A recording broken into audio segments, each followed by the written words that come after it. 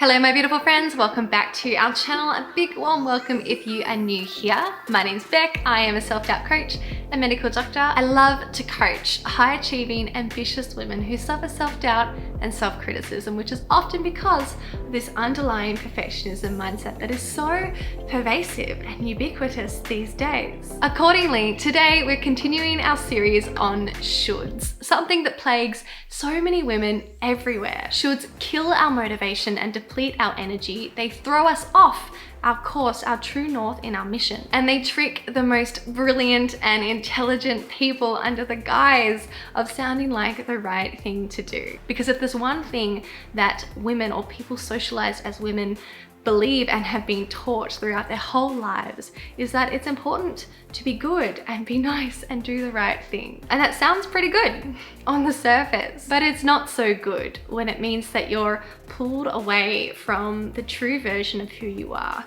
which I'm willing to bet is pretty flippin' good. Just in a different way to what society would most classically or typically paint as good. So in this series, what I really want is for us to stop trying to fit ourselves into the box, and in doing that, cutting off our edges, our special edges that have something unique and important to give out into the world that isn't there yet. And be able to seize all of the energy that comes from following your true mission and being your true self in the world every day. So today I want to start to build a bit of a case for you, a bit of food for thought about why your shoulds don't necessarily reflect any truth in the world, or even anything true in particular about you or what you think. Because there's certainly nothing wrong with having standards and expectations and goals in our lives. And in fact, I think that's important to have those things laid out, aligned with our values. But our shoulds, the should sentences that we hear in our mind and that we throw out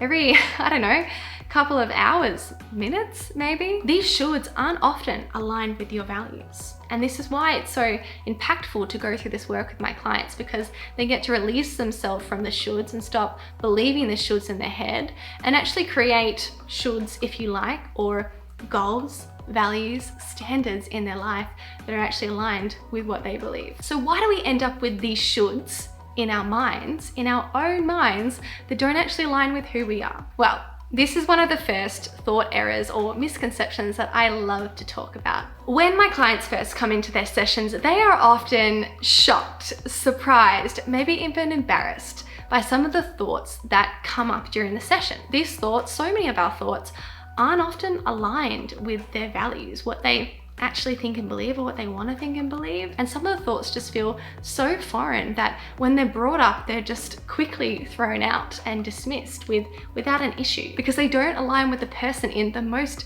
remote sense. And this is because what we believe, or what we adopt as true or right in our minds, isn't always, or often isn't, what we've actively chosen to believe.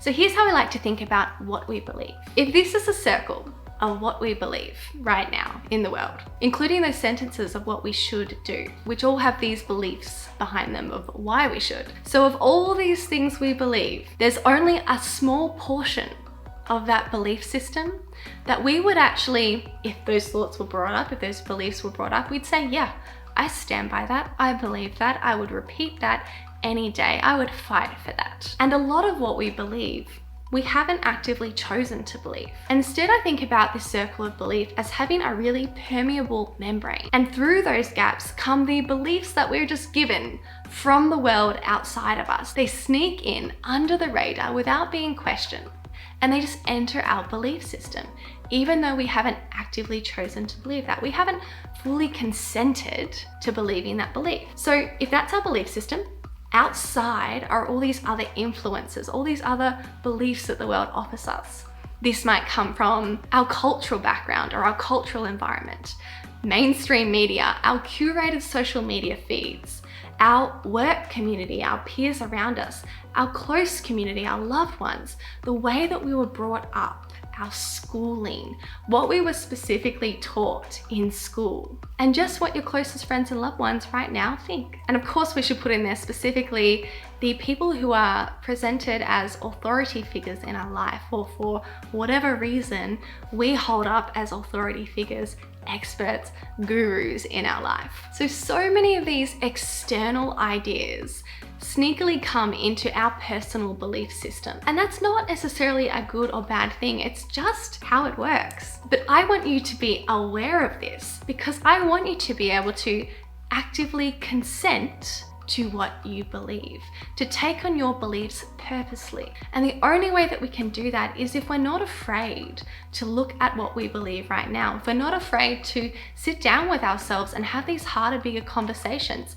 Start with looking at what we think we should do, not what we think, that's too generous of a word, it implies some kind of reasoning or consideration, but just say what your mind offers in an unedited sense about what you should do. So from the exercise that I gave you in the first video, and if you haven't seen that so far, go back and watch it and do the exercise. You will end up with a list of whys, and within those whys are a lot of your beliefs. Now you get to go through those beliefs and decide on purpose whether you want to keep believing them or not. And if you want to create a life that you love and you want to be unleashed from all of these shoulds, then this is a necessary activity to do. So from today's video, what I recommend you do is go through, look at the whys behind your shoulds and tick and cross the reasons that you like. You get to decide everything that you believe. Now here's my coaching tip. Out of the beliefs that you pulled up from this exercise, there'll be some things that sound true and some things that don't sound true. And people often stop there and they just choose to believe what sounds true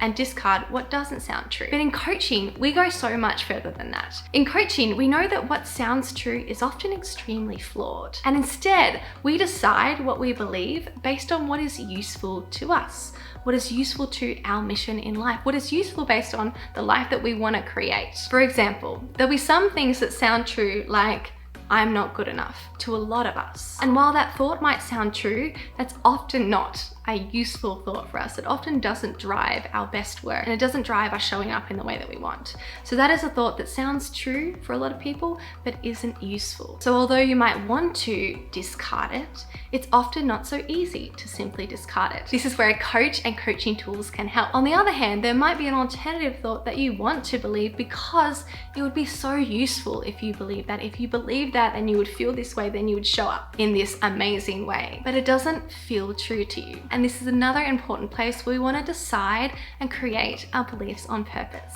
This is the magic of coaching. If you see the value in uprooting and changing your beliefs, I have a few spots left in my one-on-one coaching. I would just love to be able to get into your mind and help you change your life. I do free, no cost, no obligation consults. Come along and see what's possible. Love you guys so much. I'll see you in my next one.